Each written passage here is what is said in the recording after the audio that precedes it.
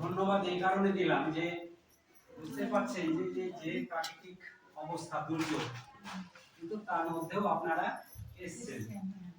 সচরাচর এই ধরনের ইস্যু যেটা সবচেয়ে বেশি গুরুত্বপূর্ণ, মানুষের আসার কথা, কিন্তু বর্তমান সময়কালে এই ধরনের ইস্যু নিয়ে বাচ্চাদেরকে তো আমরা কেউ সম্পদ বলে ভাবি না। আমরা জমি সম্পত্তি, রাজনীতি এইগুলোতে বেশি আমরা জমায়েত হয়ে আলাপ আলোচনা করি। তাৎক্ষণিক কি পেলাম না পেলাম, রেশন পেলাম কিনা, ত্রিপল পেলাম কিনা, সেই মিটিংয়ে আমরা বোঝাই হয়ে যাই।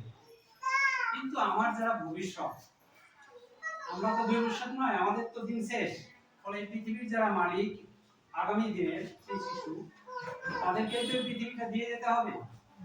তো তাদের ডাকে যে দুর্যোগের দিনে এসছেন, আমরা অনেক দূর দূর থেকে এসেছি, বুঝতে পারছেন, সম্পূর্ণ বিজেপি যে গিয়েও অনেকে এসেছি।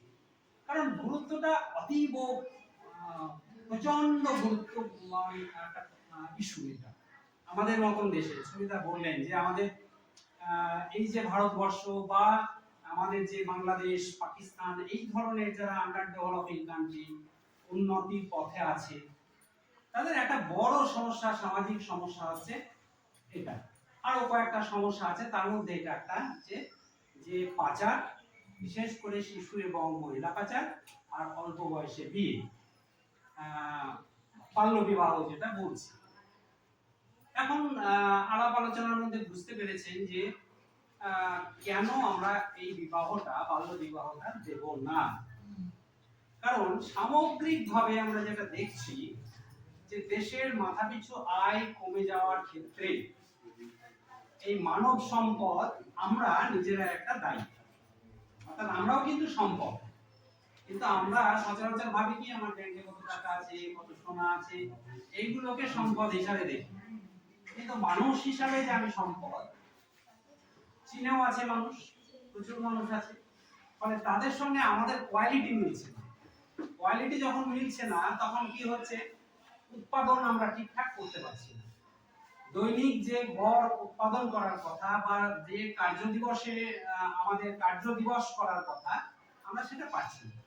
কেন পাচ্ছি না? তো আমাদের যে মানব সম্পদ, তার একটা বড় অংশ সেটা হচ্ছে কি বলবো, একটা অক্ষম মানুষের মতো, দক্ষ নয়, স্কিল নেই, ফিজিক্যালি মেন্টালি আনফিট। কারণটা কেন হয়?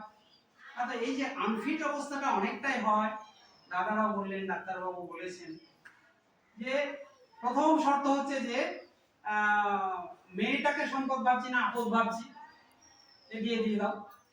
তার ফল যেটা হচ্ছে যে অল্প বয়সে তো বিয়ে দেওয়ার দরুন হচ্ছে, অল্প বয়সে সন্তান চলে আসছে। আর সেই সন্তান বেশিরভাগই আমরা যারা স্কুলে পড়াচ্ছি, যে বিশেষ চাহিদা সম্পন্ন যে বাচ্চারা জন্মাচ্ছে, তার মূল কারণটাই হচ্ছে একটা, যে ঠিক একটা বাচ্চা প্রাণ তৈরি হতে গেলে যে যে মৌল উপাদানগুলো দরকার, সে মায়ের পেটে পাচ্ছে না। যেমন ধরুন কৃষি। আচ্ছা, তাহলে আমরা যে শাক সবজি আমরা ফেলে দিই, ফুলকপির পাতা, বাঁধাকপির পাতা, তারপর হচ্ছে কুমড়োর খোসা, এগুলো আর ফেলা যাবে না। এর মধ্যে নানা ক্যালসিয়াম থাকে প্রচুর পরিমাণ, তাহলে আমাদের রক্তকথা হবে না। এবারে আসি পরের স্লাইডে। আমরা দেখছি যে মাছ, নানা রকমের মাছ, এটা আমাদের দেশে মাগুর, নানা রকম পুঁটি, আমরা এখানে কয়েকটা দিয়েছি। কিন্তু আমরা যদি মাছ চাষ করি, থাকে চর্বি থাকে, শর্করা থাকে, খনিজ লবণ থাকে, ক্যালসিয়াম থাকে। এবার শোনো, মাছের মাথা আমরা অনেক সময় যে কানকো, ওগুলো ফেলে দিই। কানকো আমরা ফেলে দিই না, হাড়গুলো, কাঁটাগুলো ফেলে দিই। এরা বলছে এটা তেল দিয়ে ভেজে নিয়ে আমরা যদি এটা মিক্সিতে গুঁড়ো করে নিই, দিয়ে এবার লঙ্কা পেঁয়াজ দিয়ে এটাকে যদি সেনে নিই, এবার যদি টেস্ট হবে, তাহলে শরীরে আমাদের ক্যালসিয়ামের ঘাটতি মিটিয়ে দেবে। তাহলে তখন কি বলছিলাম, ফুলকপির পাতাটা যদি না ফেলে দিই, তাহলে আমরা আয়রন পাবো, তাই না? আর মাছের কাঁটা, মাছের পাতা, মাথা, এগুলাকে ভেজে, কড়কড়ে করে ভেজে মিক্সি দিয়ে গুঁড়ো করে যদি আমরা সেনে খাই, কাঁচা লঙ্কা, তেল, পেঁয়াজ দিয়ে সেনে খাই, খেতেও খুব ভালো, আর শরীরে যে ক্যালসিয়ামের ঘাটতি, আমাদের যে হাড় ভেঙে যায়, হাড় নরম হয়ে যায়, সেটা হবে না। আচ্ছা, ওষুধটা খেলে শরীর খারাপ কিছু করে না। হ্যাঁ, অনেকে হয় খালি পেটে খেয়ে নেয়, হ্যাঁ, তখন শরীর খারাপ হতে পারে। ওষুধটা খাবার পরে খেতে হবে, ঠিক আছে? ওটা তোমাদের ভারত সরকার দিচ্ছে। হ্যাঁ, কেন দিচ্ছে? তোমাদের পুষ্টির যেটা ঘাটতি থাকে সেটা পূরণ করার জন্য। হ্যাঁ, ওটা দেখতে ওষুধের মতো, কিন্তু ওটা ওষুধ না, ওটা একটা খাবার। হ্যাঁ, তোমাদের খাবারের মধ্যে পুষ্টির যদি কিছু ঘাটতি থাকে সেটা পূরণ করার জন্যই ওষুধটা দেওয়া হচ্ছে। বোঝাতে পারছি? বুঝতে পারছো? তাহলে ওটা দেখতে ওষুধ, কিন্তু ওটা একটা খাবার, ওটা সবাই খাবে, ঠিক আছে? ঠিক আছে, এটাই কথা ছিল। এবার তোমরা এক এক করে নাম বলবে। যে মশার কামড়ে কি কি অসুখ হয়? ডেঙ্গু, ম্যালেরিয়া হচ্ছে না? হ্যাঁ, তো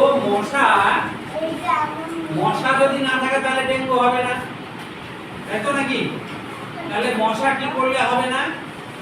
আমাদের সব আশপাশগুলো পরিষ্কার পরিচ্ছন্ন রাখতে হবে, একদম নোংরা রাখা যাবে না, তাহলে মশা জন্মাবে না। মশা যদি না জন্মায় তাহলে ডেঙ্গুও হবে না, ম্যালেরিয়াও হবে না, ম্যালেরিয়াও হবে না, চিকুনগুনিয়া হবে না, কোনো কিছু হবে না। আর ডেঙ্গুটা খুব বাজে অসুখ। ডেঙ্গু জ্বর হলে পরে কি হবে? তখন শরীরে তো জ্বর তো থাকবে, মাথা যন্ত্রণা করবে, পেটের যন্ত্রণা হবে, বমি হবে, আবার রক্ত কমে যাবে, রক্ত দিতে হবে, দাঁত দিয়ে এসব জায়গা দিয়ে নাক দিয়ে রক্ত বেরিয়ে যাবে। তাহলে কোনটা ভালো? অসুখ হলে কষ্ট হওয়াটা ভালো, না কি করলে অসুখ হবে না কোনটা ভালো? কি করলে অসুখ হবে না সেটাই ভালো। তাহলে সেইটা করতে গেলে এলাকা পরিষ্কার পরিচ্ছন্ন রাখতে হবে সব সময়, স্কুল, বাড়ি ঘর সব জায়গা। তাহলে ডেঙ্গু হবে না, করোনা হবে না। করোনার নাম শুনেছো তো? করোনাটা নাক দিয়ে ঢুকে যায় জীবাণু দিয়ে, বেশিরভাগ মানুষ তো মরে গেল। কত বছর ধরে স্কুল বন্ধ, সব বন্ধ ছিল করোনাতে। তাহলে করোনাকেও যদি আমরা ঠেকাতে চাই, করোনা থেকে যদি বাঁচতে চাই, তাহলেও সব কিছু পরিষ্কার পরিচ্ছন্ন রাখতে হবে। আর খাবার আগে হাত ধুতে হবে সাবান দিয়ে। পায়খানা করে আসার পরে সাবান দিয়ে হাত ধুতে হবে। পায়খানা বাথরুম পরিষ্কার পরিচ্ছন্ন রাখতে হবে। নাকে হাত দেওয়া হবে না, মুখে হাত দেওয়া হবে না, যখন তখন নাকে মুখে হাত দেওয়া হবে, তাহলে অসুখ বিসুখ হবে না, তাই তো? তাহলে আমরা পরিষ্কার পরিচ্ছন্ন রাখবো, আর হাত পরিষ্কার খাবার আগে আর পায়খানা থেকে আসার পরে হাত সাবান দিয়ে ধোবো। আর যখন তখন নাকেও হাত দেবো না, মুখেও হাত দেবো না, ঠিক আছে? আর যখন খুব বাড়াবাড়ি হবে মাস্ক, তখন মুখে মাস্ক লাগাবো। যখন করোনা বাড়াবাড়ি আরম্ভ হয়ে যাবে মুখে মাস্ক লাগাবো। আর কি করবো? ফাঁকা ফাঁকা বসবো। গাছপালা জীবজন্তু যদি ঠিকঠাক থাকে, খাবার পানি যদি ভালো থাকে, ভালো খাবার, পুষ্টিকর খাবার যদি আমরা খাই, টাটকা খাবার যদি খাই, তাহলে আমাদের অসুখ বিসুখ হবে না, আমাদের শরীর স্বাস্থ্য ভালো থাকবে, আমাদের রোগ প্রতিরোধ করতে পারবো, তাহলে আমাদের অসুখ হবে না, তাই তো? তো দেখো কত রকমের অসুখ হয়। যেমন আমাদের বন্ধু পোকা হয়, শত্রু পোকা হয়, এরকম শত্রু পোকা আছে। বাজে পতঙ্গ যেমন ধরো মশা, মাছি, আরশোলা, এগুলো সব শত্রু। তো এগুলো আমাদের অসুখ বিসুখ ছড়িয়ে দেয়। মশাটা খুব ভয়ানক শত্রু।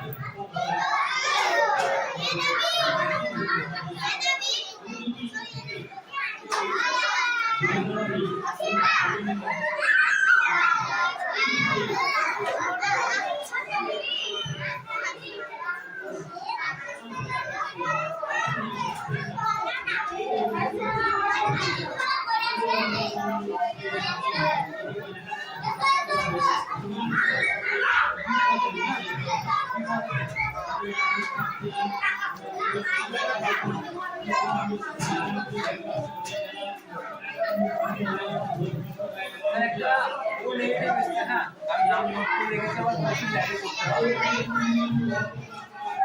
যদি আমি শ্রমিক না করে আজকের বাচ্চাকে যদি আমি লেখাপড়া শেখাই, তাহলে কিছুদিন পরে কি হবে, সেই বাচ্চা বড় হবে, সুন্দর হবে, তাই না?